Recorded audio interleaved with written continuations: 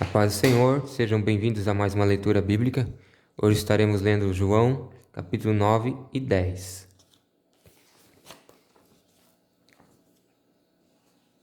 Capítulo 9. Jesus e um cego. Jesus ia caminhando quando viu um homem que tinha nascido cego. Os seus discípulos perguntaram: Mestre, por que esse homem nasceu cego? Foi por causa dos pecados dele ou por causa dos pecados dos pais dele? Jesus respondeu: Ele é cego assim. Ele é cego, sim, mas não por causa dos pecados dele, nem por causa dos pecados dos pais dele.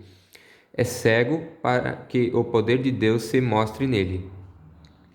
Precisamos trabalhar enquanto é dia, para fazer as obras daquele que me enviou. Pois está chegando a noite, quando ninguém pode trabalhar. Enquanto estou no mundo, eu sou a luz do mundo.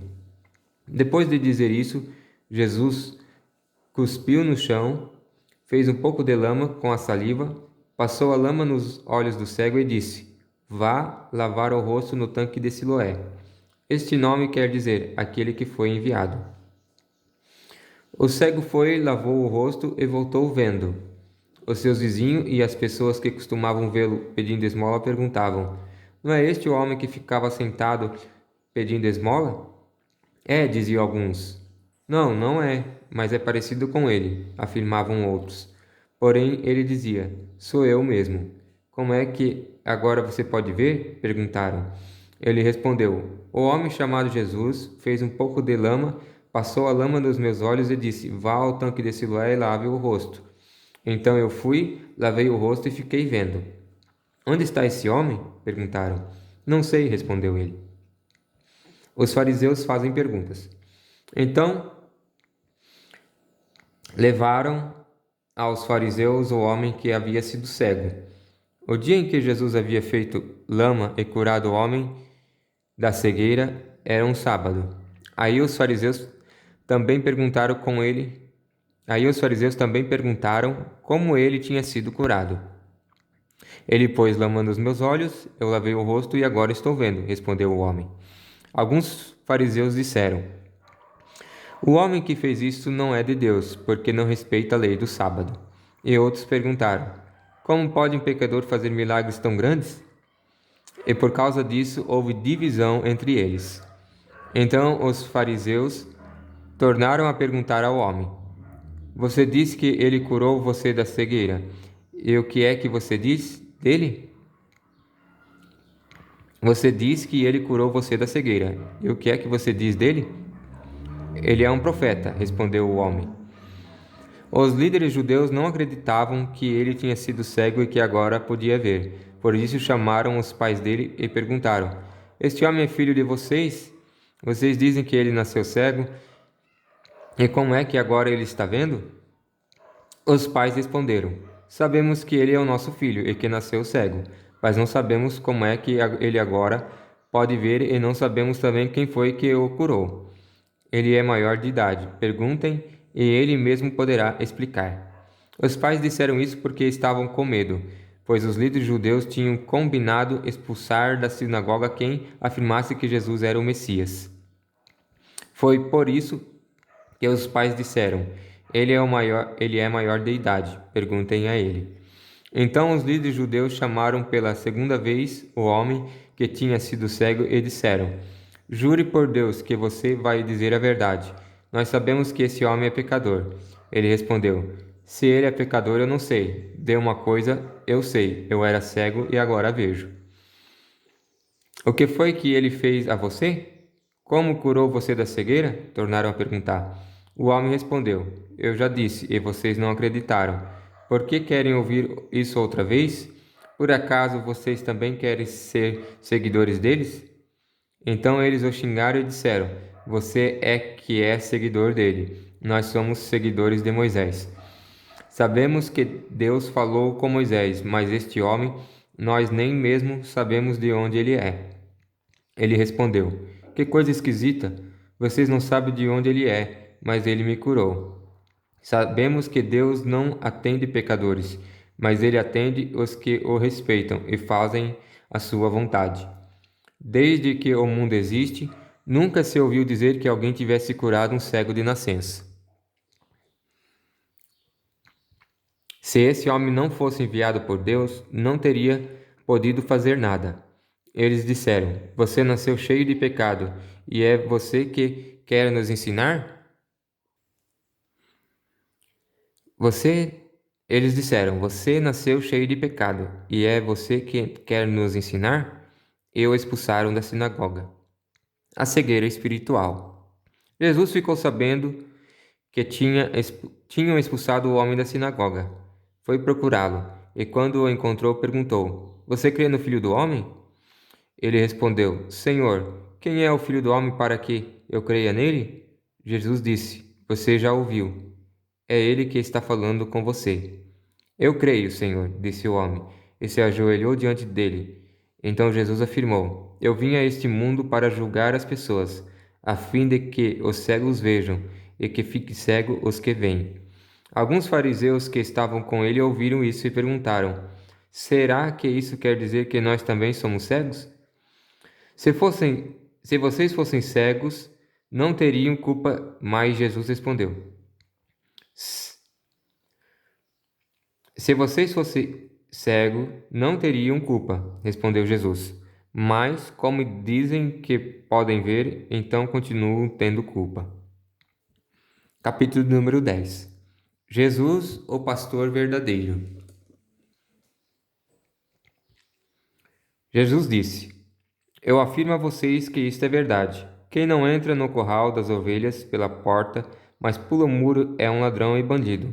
Mas quem entra pela porta é o pastor do rebanho. O porteiro abre a porta para ele. As ovelhas reconhecem a sua voz quando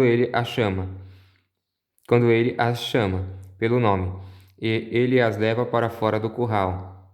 Quando todas estão do lado de fora, ele vai na frente delas, e elas o seguem porque conhecem a voz dele. Mas de jeito nenhum seguirão um estranho. Pelo contrário, eles fugirão, pois não conhecem a voz de estranhos. Jesus fez essa comparação, mas ninguém entendeu o que ele queria dizer. Jesus, a porta. Então Jesus continuou: Eu afirmo a vocês que isto é verdade. Eu sou a porta, por onde as ovelhas passam. Todos os que vieram antes de mim são ladrões e bandidos, mas as ovelhas não deram atenção à voz deles. Eu sou a porta. Quem entrar por mim será salvo. Poderá entrar e sair e achará comida. O ladrão só vem roubar, matar e destruir, mas eu vim para que as ovelhas tenham vida, a vida completa. Jesus, o bom pastor. Eu sou o bom pastor. O bom pastor dá a vida pelas ovelhas. O empregado trabalha somente por dinheiro. Ele não é pastor, e as ovelhas não são dele.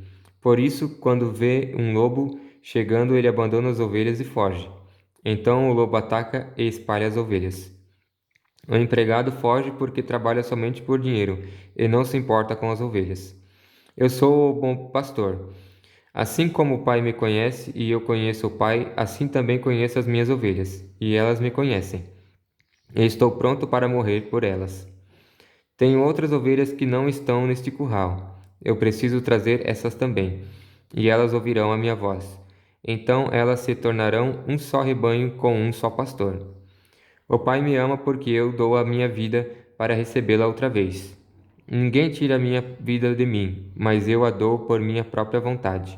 Tenho o direito de dá-la e de tornar a recebê-la, pois foi isso o que o Pai me mandou fazer. Quando ouviu isso, o povo se dividiu outra vez. Muitos diziam: Ele está dominado por um demônio. Ele está louco. Por que é que vocês escutam o que ele diz?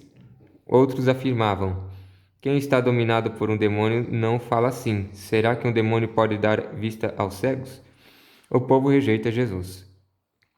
Era inverno e em Jerusalém estava comemorando a festa de dedicação. Jesus estava andando pelo pátio do templo, perto da entrada chamada Alpendre de Salomão. Então o povo se ajuntou em volta dele e perguntou: Até quando você vai nos deixar na dúvida? Diga com franqueza: Você é ou não é o Messias? Jesus respondeu: Eu já disse, mas vocês não acreditam. As obras que eu faço pelo poder do nome do meu Pai falam a favor de mim, mas vocês não creem porque não são minhas ovelhas. As minhas ovelhas escutam a minha voz, e eu as conheço, e elas me seguem. Eu lhes dou a vida eterna, e por isso elas nunca morrerão. Ninguém poderá arrancá-las da minha mão. O poder que o Pai me deu é maior do que tudo, e ninguém pode arrancá-las da mão dele.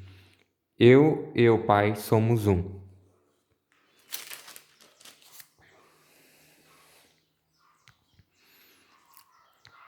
Então eles tornaram a pegar pedras para matar Jesus.